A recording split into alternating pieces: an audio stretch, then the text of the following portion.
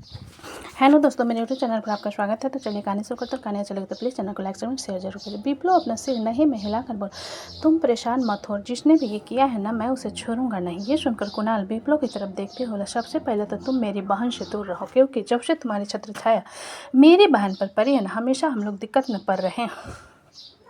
विप्लो कुणाल को इग्नोर करते हुए बॉबी के माथे पर चूम कर बोला, तुम आराम करो, मैं सब कुछ संभाल लूंगा। बॉबी विप्लो की बात पर अपना सिर हिला देती है। कुणाल बस उसे घूरता हुआ रह जाता है। धीरे धीरे समय निकलने लगता है, लेकिन इस बीच सब कुछ नॉर्मल हो गया था। बस यूनिवर्सिटी में जो हमला हुआ था वही थोड़ा सा अपरिचित था, लेकिन अब सब कुछ जैसे चल रहा था बेहतर था। 2 हफ्ते बाद वैष्णो मेंशन में आज रिद्धिमा की गोद भराई थी। पूरा वैष्णो मेंशन चहल पहल से भरा हुआ था। तारा और गजेंद्र जी सारे मेहमान का वेलकम कर रहे थे। रिद्धिमा की मॉम शारदा देवी, उसके चाचा चाची जिगना और राजेश भी आ चुके थे। जिगना पूरे मेंशन को देखते हुए हैरानी से अपने पति से बोली, रिद्धि की किस्मत तो देखो, इतने बड़े करोड़पति को पटा लिया। राजेश जिगना की बात सुनकर बोला, अपना मुंह बंद करके रखो, लालची औरत। जिगना राजेश को घूरते हुए बोली, आप तो अपना मुंह बंद करके ही रखो, खुद तो कुछ कर नहीं सकते हो, और यहाँ पर मैं तारीफ कर रही हूँ तो भी चुप करवा रहे हो। तभी वहाँ पर सारंग फैमिली भी आ जाती। मृत्युंजय महक के हाथ को पकड़ अंदर आता है और अपने अमृत वैशाली को पकड़े अंदर आता है। अनमोल भी अकेले आया था, क्योंकि रिया तो अभी तक उससे बात ही नहीं कर रही थी, और ना ही उसका फ़ोन अटेंड करके उसके अपार्टमेंट से उसे मिलने जा रही थी। अदिति विकल्प और विप्लो के साथ अंदर आती है और उसके पीछे शोभित अदिति के बैग को लेकर पकड़े अंदर आता है। राजीव ने दीप और उसकी पूरी फैमिली को इनवाइट किया था, और सुधांशु भी वहां पर आया हुआ था। महक मृत्युंजय से अपना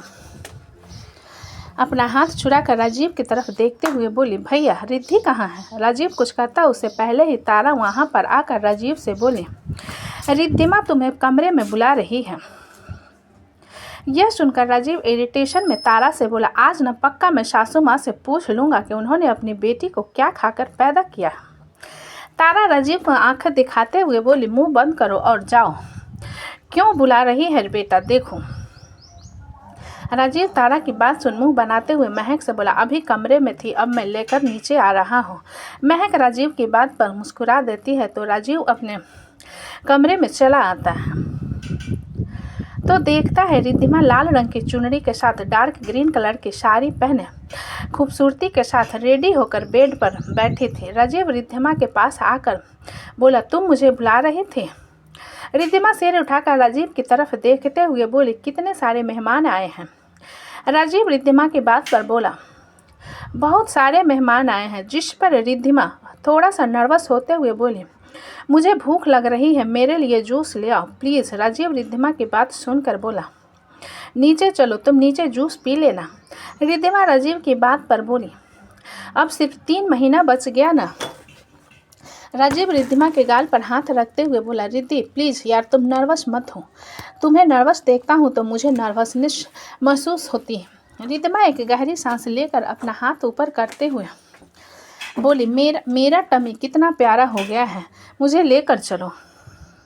राजीव रिद्धिमा को उठाकर खड़ा करता है और उसे संभाल कर पकड़ते हुए कमरे से बाहर ले आता है। महक सीढ़ियों के पास खड़ी रिद्धिमा को देखते हुए मृत्युंजय से बोली, रिद्धिमा कितनी सुंदर लग रही है ना, देखो मोटी हो गई है पहले से। मृत्युंजय महक को देखते हुए बोला, तुम भी तो हो गई हो मेरे प्यार में। महक सिर घुमाकर मृत्युंजय की तरफ देखते हुए, 1 महीने बाद हमारा भी ऐसा ही बेबी शावर होगा ना? मृत्युंजय अपना सिर हिलाते हुए बोला, हाँ। महक खुशी से मृत्युंजय के हाथ पर हाथ डालते हुए बोली, और मुझे क्या तोहफा मिलेगा? मृत्युंजय महक की आंखों में शरारत को देखते हुए बोला, क्या चाहिए तुम्हें? महक 2 मिनट सोचने के बाद बोली, अभी याद नहीं आ रहा, लेकिन जब याद आ जाएगा तो बता दूंगी। मृत्युंजय महक की बात सुनकर बोला, प्रेगनेंसी के कारण अदिति और शोभित के शादी के डिले किया गया है। जैसे ही हमारा बेबी आ जाएगा, शोभित और अदिति की शादी हो जाएगी। महक मृत्युंजय की बात पर मुस्कुराते हुए बोली, आपको पता है शुरुआती दिन बहुत लेट लगते हैं, लेकिन जब अब ऐसा लग रहा है जैसे टाइम बहुत जल्दी जल्दी बीत रहा है। मृत्युंजय महक के पेट को देखते हुए बोला, वैसे तुम्हारा टमी बड़ा हो रहा है। महक मृत्युंजय की बात पर अपना सिर हिलाते हुए बोली, 1 महीने बाद मेरा अल्ट्रासाउंड होगा ना, तब पता चल जाएगा कि मेरा बच्चा कितना हेल्दी है। मृत्युंजय महक गाल को खींचता है और तो पीछे से सुधांशु आते हुए कहता है, मेरी बहन का गाल आपको रबर बैंड लगता है क्या? मृत्युंजय फ्रस्ट्रेशन में सिर घुमाकर सुधांशु को घूरते हुए बोला, मैं अपने बेबी के साथ कुछ भी करूँ, तुम अपना मुंह बंद करके रखो ना। सुधांशु मृत्युंजय की बात सुनकर बोला, मैं नहीं रखूंगा मुंह बंद करके, आप मेरी बहन के गाल को खींच रहे हो। देखो मैं पूरा लाल हो गया है उसका चेहरा। मृत्युंजय महक के दोनों गालों को और जोर जोर से खींचते हुए बोला, और खींचूंगा। महक मृत्युंजय के पेट पर घुस्सा मार देती है तो मृत्युंजय अपने पेट को पकड़कर दर्द से कराहने लगता है। महक गुस्से में मृत्युंजय को घूरने लगती है। मृत्युंजय आंखें बड़ी बड़ी करके महक को देखते हुए बोला, तुमने मुझे मारा? महक नम आंखों से मृत्युंजय को देखते हुए बोली, आपने कितने जोर से मेरे गाल को खींचे, मुझे दर्द हो रहा है। मृत्युंजय ठीक से खड़ा होकर महक को घूरते हुए बोला, तो तुम कह सकती थी ना कि मारने की क्या ज़रूरत थी। मृत्युंजय की हालत को देखकर सुधांशु मुस्कुराते हुए महक से बोला, आपने बहुत अच्छा किया दीदी, उनके गाल पर थप्पड़ मारना था, पेट को मार कर गलती कर दी। मृत्युंजय सुधांशु को घूरते हुए बोला, एक रपेटा मैं लगाऊं क्या गाल पर खींच के? सुधांशु एक कदम मृत्युंजय की तरफ बढ़कर बोला, अच्छा हिम्मत है तो मार कर दिखाओ। मृत्युंजय सुधांशु की तरफ बढ़ता है, वहीं तभी राजीव वहां पर आकर मृत्युंजय को पकड़कर कहता है, तुम चलो मेरे साथ। मृत्युंजय राजीव की बात पर उसकी तरफ देखते हुए बोला, तुम्हारी बीवी की गोद भराई है, मैं क्या करूँगा? राजीव महक की तरफ देखते हुए बोला, महक तुम्हें पता है क्या गोद भराई में क्या क्या होता है? मुझे नहीं पता। मृत्युंजय राजीव की बात सुनकर उसे घूरते हुए बोला, मेरी बीबी पहली बार माँ बनी है, हर महीने बच्चे पैदा नहीं करती, जो उसे पता होगा गोद भराई में क्या होता है। जाकर अंकल आंटी से पूछो ना। राजीव रोने जैसा चेहरा बनाकर मृत्युंजय से बोला, डैड मुझे परेशान कर रहे हैं लेकिन नहीं बता रहे हैं कि मुझे क्या करना है। जिस पर दीप राजीव की तरफ देखते हुए बोला, तुम्हें कुछ नहीं करना है, तुम्हें बस जाकर अपनी बीवी के साथ खड़े रहना है।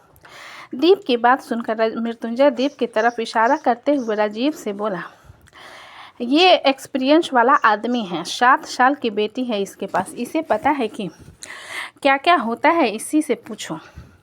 मृत्युंजय की बात सुनकर राजीव दीप की तरफ देखते हुए बोला, बताओ क्या क्या होता है। दीप एक नज़र मृत्युंजय को घूरने के बाद राजीव से बोला, तुम बस अपनी बीवी के साथ जाकर खड़े रहो, उसे सब लोग गॉड विशेष देंगे, खीर खिलाएंगे और तोहफे देंगे, जिसे तुम पकड़ लेना।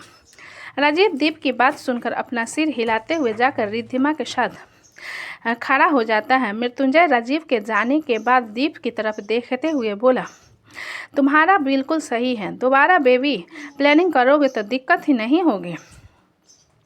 दीप मृत्युंजय की बात सुनकर बोला, पर लिस्ट में मुझे एक्सपीरियंस तो है, तुम्हारी तरह नहीं हूँ मैं नल्ला। मृत्युंजय दीप की बात सुनकर अपने दांत पीसते हुए बोला, तुम्हारा जीजा हूँ मैं, तमीज़ से बात करो मुझसे। दीप मृत्युंजय को इग्नोर करते हुए बोला, काहे का जीजा? इधर वैष्णो मेंशन में दीप और मृत्युंजय एक दूसरे के गुत्था गुत्थी हो चुके थे, जिसे सुधांशु काफ़ी अच्छे से एंजॉय कर रहा था। पीछे से ज्योति जाकर दीप के कंधे पर हाथ रखते हुए बोली, दीप मृत्युंजय के बहस को इग्नोर कर महक ज्योति की तरफ देखते हुए बोला, हो। पर प्रीति आइसक्रीम से सनी दीपांजलि की तरफ इशारा करके बोले, देखो तुम्हारी बेटी तमाशा फिर शुरू हो गया, बिल्कुल तुम्हारी तरह है ये। यह सुनकर दीपा दीपांजलि की तरफ देखते हुए बोला, बेटा तुम आइसक्रीम खा रही थी या फिर आइसक्रीम तुम्हें खा रहा था? दीपांजलि रोनी जैसा चेहरा बनाकर बोली, डैडा मुझे क्लीन करो, चिपचिपा है। दीपांजलि के बात पर दीपा उसे अपनी गोद में उठाकर बोला, अच्छा ठीक है। इतना कहकर दीप दीपांजलि को लेकर वॉशरूम की तरफ चला जाता है। वहीं दीप के जाने के बाद मृत्युंजय सुधांशु को घूरते हुए बोला, बहुत मज़े ले रहे थे ना? तुम्हें क्या लगता है मुझे हरा देना इतना आसान है? सुधांशु मृत्युंजय को इग्नोर करते हुए बोला, आपको तो मुंह ही लगना बेकार है, छोड़ो यार। इतना कहकर सुधांशु विकल्प और विप्लव की तरफ चला जाता है। मृत्युंजय खुद को इग्नोर होता हुआ देखकर बोला, अरे तुम मुझे इग्नोर करके कहाँ जा रहे हो? मेरी बात सुनो। महक मृत्युंजय के हाथ को पकड़ते हुए बोली, अब क्या बस कीजिए, बच्चों की जान लोगे क्या? उसके जैसे बच्चे की जान ही ले लूँगा मैं, कितना बदतमीज़ है तुम्हारा भाई। मृत्युंजय ने महक को तरेरते हुए कहा। ये सुनकर महक मृत्युंजय को देखते हुए बोली, जैसे आप बहुत बड़े दूध के धुले हुए हो। मृत्युंजय महक को उंगली दिखाते हुए बोला, मुझसे उलझने की कोशिश मत करो महक, फिर मैं ज़्यादा बोल देता हूँ तो तुम रोना शुरू कर देती हो। महक मृत्युंजय को 2 मिनट घूरने के बाद इग्नोर करके रिद्धिमा की तरफ चली जाती है। वहीं ज्योति सबके जाने के बाद मृत्युंजय की तरफ देखते हुए बोली, सब लोग आपसे बहुत प्यार करते हैं। मृत्युंजय वेटर के ट्रे से जूस निकालकर पीते हुए अपना सिर हिलाकर बोला, मुझे पता है। जिस पर ज्योति हल्का सा मुस्कुरा कर बोली, तो आप हर वक्त सबसे झगड़ा क्यों करते हो?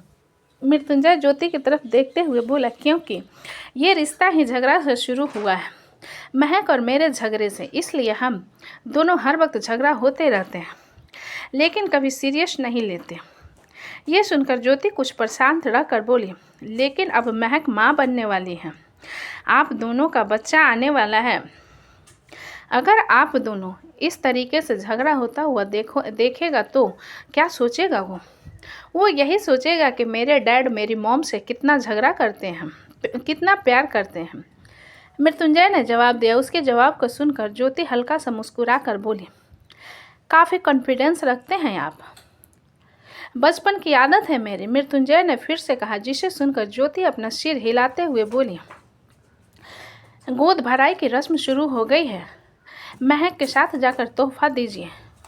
ज्योति की बात पर मृत्युंजय जूस का गिलास खत्म कर महक के पास जाकर खड़ा हो जाता है। इधर शोभित अदिति के हाथ में उसका बैग देते हुए बोला, अदिति क्या है?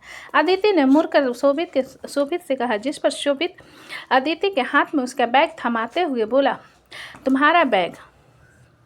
अदिति बैग को पकड़कर शोभित से बोली, क्या 50 किलो का है जो आपको उठाने में दिक्कत जा रही है?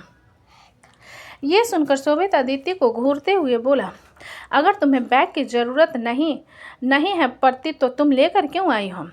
खाली शो ऑफ करने के लिए। अदिति बैग से चॉकलेट निकालकर खाते हुए बोली, इसलिए लेकर आया हूँ। शोभित अदिति के हाथ से बैग छीन कर बोला, लास्ट टाइम तुम्हारे कंपटीशन से 2 दिन पहले तुम्हें 5 किलो का वेट लूज करना पड़ा था और तुम फिर से वही कर रही हो। ऐसे तुम्हारी तबीयत खराब हो जाएगी। विप्लव अपने दोनों हाथों में आइसक्रीम की कटोरी लाकर एक अदिति के हाथ में देने के बाद दूसरा खुद खाते हुए शोभित से बोला, आप यहाँ पर क्या कर रहे हो? शोभित विप्लव को तरेरते हुए बोला, मैं तुम्हें बता रहा हूँ बापी, अदिति से जंक फूड दूर रखो, कंपटीशन के टाइम उसे दिक्कत होती है। शोभित की बात पर विप्लव अपने कटोरी से आइसक्रीम निकाल उसके मुंह में भर कर दूसरा खुद खाते हुए बोला, आपकी बीवी भूखर है, उसमें मैं क्या करूँ? उसे कुछ भी खाने के लिए दो ना नहीं कहती। शोभित आइसक्रीम खाते हुए विप्लव को घूरते हुए बोला, तुम तो अभी अपनी झूठी मुझे क्यों खिला रहे हो? क्यों बीवी और गर्लफ्रेंड के साथ खाने से बस प्यार बढ़ता है क्या? भाई का खाकर अपना प्यार नहीं बढ़ा सकते? विप्लव ने अपने लॉजिक को लगाते हुए कहा।